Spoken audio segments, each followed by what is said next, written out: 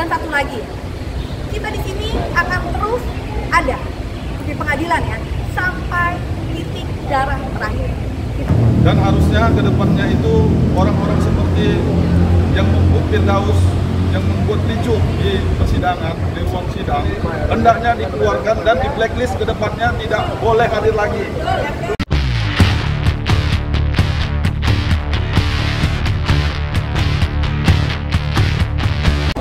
Jadi tadi apa yang terjadi di ruangan pengadilan memang cukup chaos ya. Tapi kalau dilihat itu memang ada satu chaos itu terjadi karena ada satu provokator ya. Dan memang kebanyakan ini kita ini adalah mama yang gampang banget emosinya kepancing ya, betul ya. Nah tetapi tidak disalahkan juga apabila ya provokator by design itu memang menyalahi aturan yang ada, betul ya, seperti itu. Jadi mereka ada sedikit rencana terselubung gitu ya. Mereka ingin terus ini ditunda-tunda ya. Jadi tapi gimana ya? Kalau ikuti saja permainannya. Kalau kita ikuti aja permainannya dan satu ya. Di sini kita memang melawan kezaliman yang benar-benar PSM ya. Saya hanya berdoa begini untuk kepada masyarakat Banten ya. Di sini kita bersama mereka. Semoga masyarakat Banten di sana juga kita kompak pada saat waktunya. Kalau memang negara bukan untuk, tidak ada untuk kita lah yang akan merebut hak kita. Dan ya, kita akan merebut hak kita. Dan satu lagi, kita di sini akan terus ada di pengadilan ya sampai titik darah terakhir.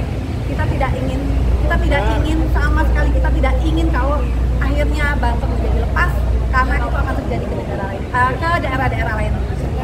Ingat, kita adalah Garuda, kita bukan naga. Kita sedang menunggu waktu kapan kita akan memotong leher naga itu. Terima kasih.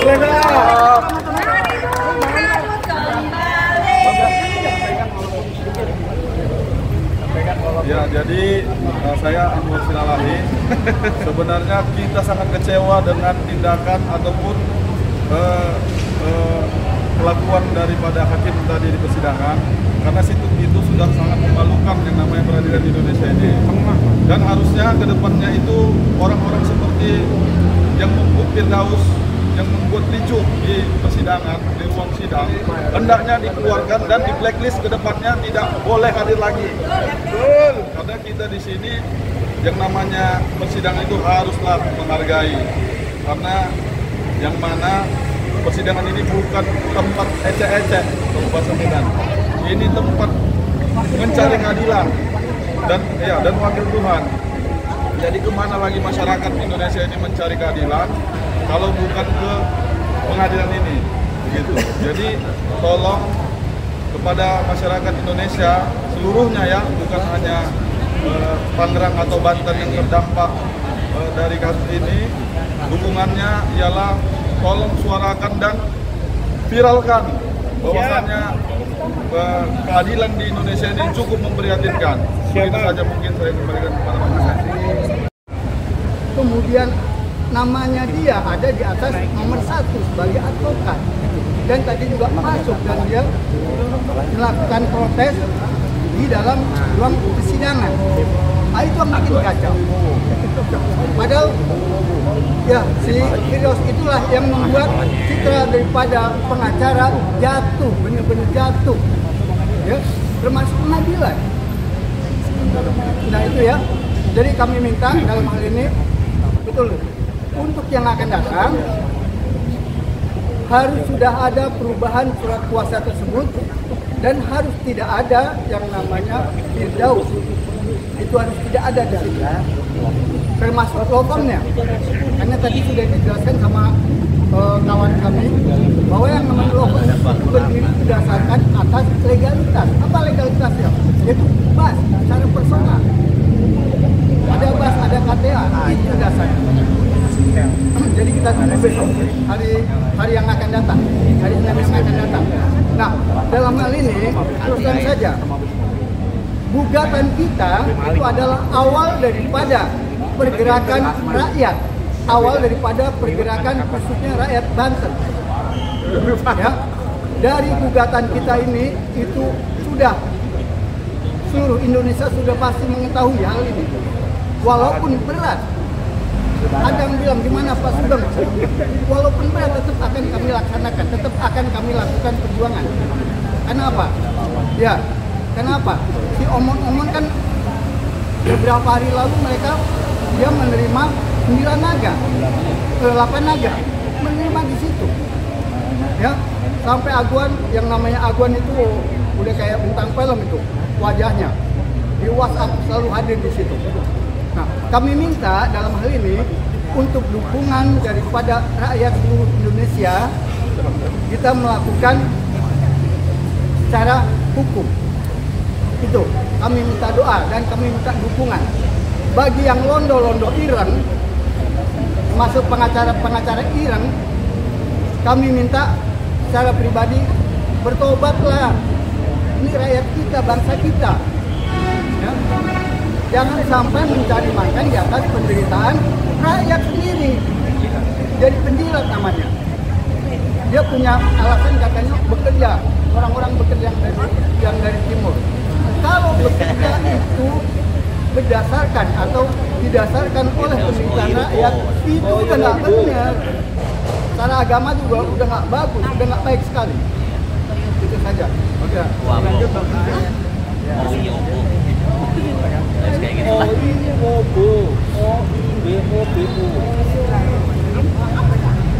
Assalamualaikum warahmatullahi wabarakatuh.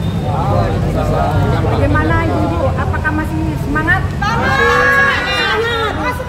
Semangat. Seperti tadi yang sudah disampaikan oleh rekan-rekan kita bahwa terjadi lagi kegaduhan, terjadi lagi kegaduhan. Hal ini perlu saya sampaikan bahwa beberapa minggu yang lalu ketika mediasi itu juga terjadi kegaduhan, itu ada protes di luar sana yang mendiskreditkan bahwa kami pihak pengacara dari penggugat yang sengaja membuat kegaduhan. Itu saya ada lihat beberapa kali seperti itu, bahwa kami yang memancing kegaduhan, bahwa kami yang membuat kegaduhan untuk keperluan protes, itu seperti itu. Jadi mohon maaf ya, kami ini bukan orang yang gila ngetok, kami itu bukan orang yang gila hormat.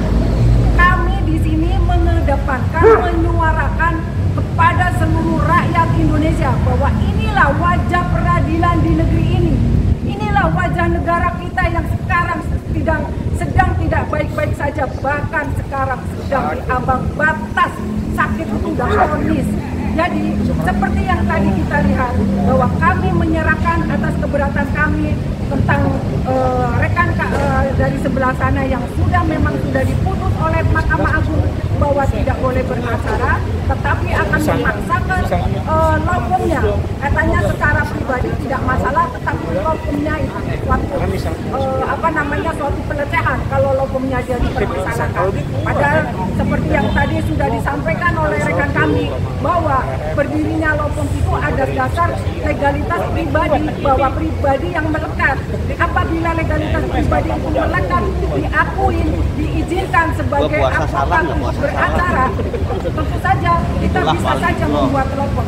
Akan tetapi secara personal sudah dilarang, sudah diberhentikan.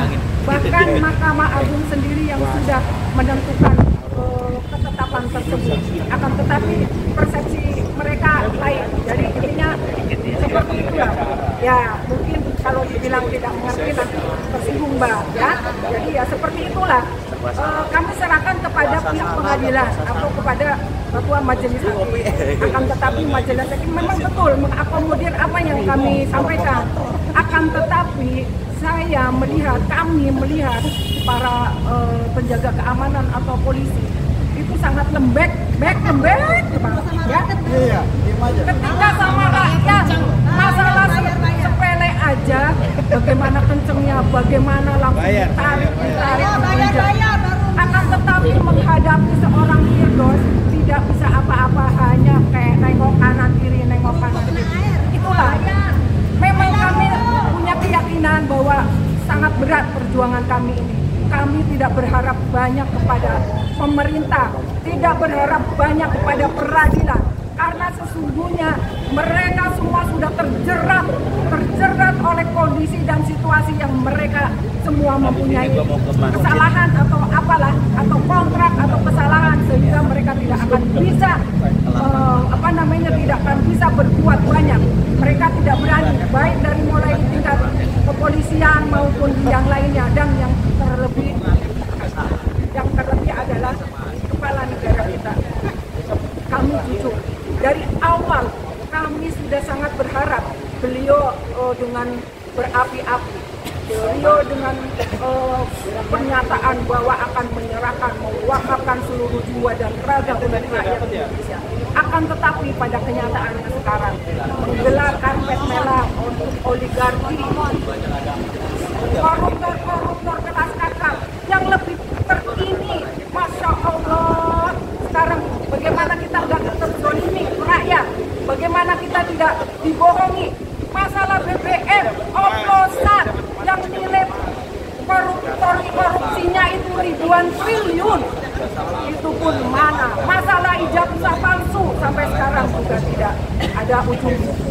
Dan yang lainnya, terutama untuk hal perkara pagar laut ini, 7 perkara nomor 754 PGT, kami masih sedikit berharap kepada majelis mempunyai hati nurani. Akan tetapi kalau di belakang ada ancaman itu walau alam, hanya kepada Allah Subhanahu wa Ta'ala kita menyerahkan, karena sesungguhnya kuasa yang tertinggi itu ada di Allah, dan hanya kepada rakyat seluruh, bukan hanya Banten ya, tapi seluruh Indonesia. Marilah kita jangan pernah lelah, kita bersatu untuk tetap berjuang, untuk tetap mengajukan, memperjuangkan hak-hak, menjaga NKRI, karena sesungguhnya bukan hanya masalah tidak ada penggantian, penggusuran, tetapi ini sesungguhnya masalah akan keutuhan NKRI. Merdeka! Ya, terima kasih. Wassalamualaikum warahmatullahi wabarakatuh.